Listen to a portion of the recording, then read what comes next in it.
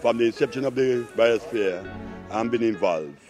And I'm pleased to say that we have been having several tours around the Biosphere, in and out, and we are glad to be the ones to assist in the awareness of this Biosphere.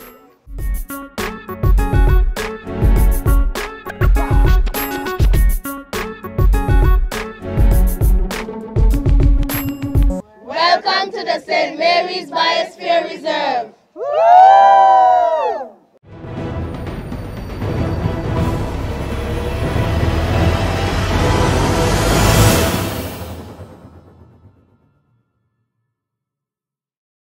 We are at the Whyte estate, standing amongst the mill house. As you see, here is where the sugar was grinded, and it still has some of the layout as it was. My question is, what is squares for? What is squares for? This building is so accurately built, right, that every cardinal point, there's a hole to bring in the air into the building, the oxygen. And as you see, in here it's so cool, even cooler than our homes that we're building now. So it's well laid out with a proper architecture system in it. The Whyte Estate is one of the most magnificent tourist destinations in the St. Mary's Biosphere Reserve because it is picturesque and it is in the middle of so many beautiful farms and greenery. It makes it one of the highlights of this particular area. The stone structure would have been featured several times in St. Kitts Tourism Authority's videos, and that's a testament to how well preserved and how much it is valued. And so we are here today, and I want to encourage everyone to ensure that they realize that this is a rich history, a rich heritage, and that's something that we should value and appreciate, and eventually we might be able to make a sustainable living from a monument of this magnitude. One of the objectives of the UNESCO Man and the Biosphere program is to showcase the Man and the Biosphere Reserve to students all across the Federation of St. Kitts and Nevis. So today we've had an excursion starting at Whyte Estate.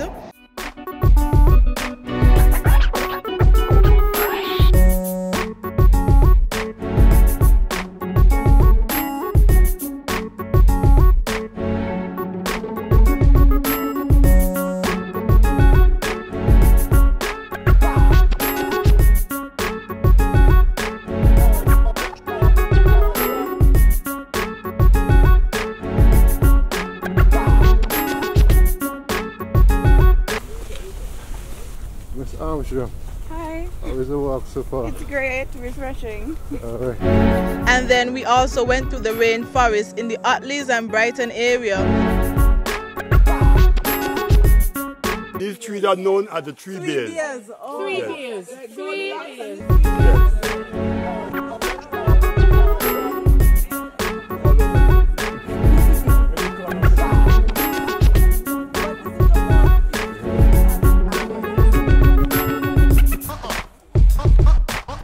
Presently we are between the two villages of Kaya and Ottleys.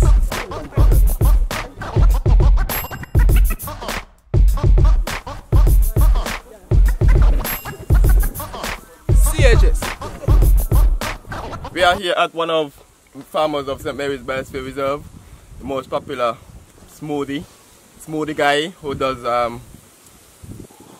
smoothie business and fruit street. And if you realize what is mostly grown here is banana trees, because I think that banana is one of his main ingredients that make his business so successful.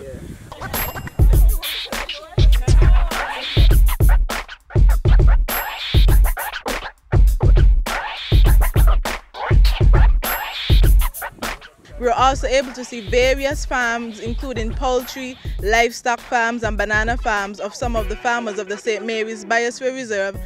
The green velvet monkey was imported by the French back in the 1700s as pets. Over the years, through slavery, the monkeys got away and they multiply, and now the population is more than the entire populace of St. Kitts and Nevis. And right here we have one of these enemies, one of farmers' worst enemy, green velvet monkey, caught in a trap. And to get this monkey out of this cage, the farmer would then come, pull it by its tail, so it can be closer to the wire, and they inject it. And after a few minutes, the monkey will sleep, will lay flat for a short while. And finally, we climaxed at the Ottleys Plantation Inn, which is an excellent example of how we're able to monetize our history and heritage. The students got the opportunity to see all of these places of interest and see it in a way that tourists as well get to enjoy. Not only that, it was a fantastic nature trail for exercise, relaxation, and it's a way of showing that there is positive entertainment or positive edutainment so that persons can be educated as well as have fun about learning about our history and natural environment.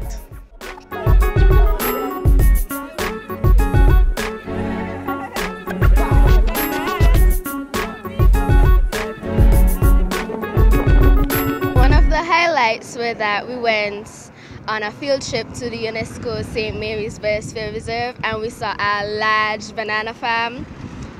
That was one of the largest farms I have ever seen in my entire life. Another highlight was, it was a really long walk and it made me feel very energetic. And when we got to the sugar mill, it was really interesting because I didn't know about the structure and the specific things that they had there. So it was a very interesting experience, and we got to eat local watermelon and bananas, so it was really fun. First of all, we live in the village and we have to learn about like what our ancestors went through and the struggle with slavery and all of that, and we got to value and protect the area. Some of the stuff I found interesting on the hike we had around the UNESCO St. Mary's Biosphere was the Ottleys Plantation, and just the size of it. I always know plantations were big, but not so big. And another thing I found interesting was the amount of farms in the area and how the government actually supporting them, and I find that to be something kind of positive. And one thing that I really enjoy was the watermelon, and so they had passed out on the trip, because I didn't eat watermelon in a long time because they don't got seeds. I really miss that. They ain't got seeds, just can't eat oranges without seeds. They make no sense. So I'm just really thankful that I get watermelons that are actually homegrown and I could trust. That's it. My name is Sarah Hutchinson and I am an ambassador for the SKN CDM Youth Ambassadors. And it is amazing how our ancestors were able to have such ingenuity to construct such buildings that can withstand all these disasters that we have been experiencing over the years. And so I just like to say we should appreciate all of these structures like the Whyte estate, because it is just amazing how it has been able to be around for so long. Well, buildings we build today are able to be destroyed so easily.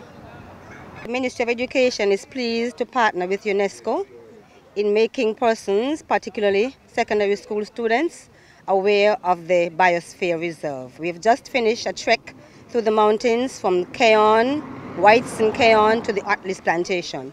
We're now here enjoying a little snack and a little relaxation after having a morning of fun and information. I want to say thanks to UNESCO and the Man in the Biosphere Reserve for this wonderful tour, and our tour guides, Caesar and Otis.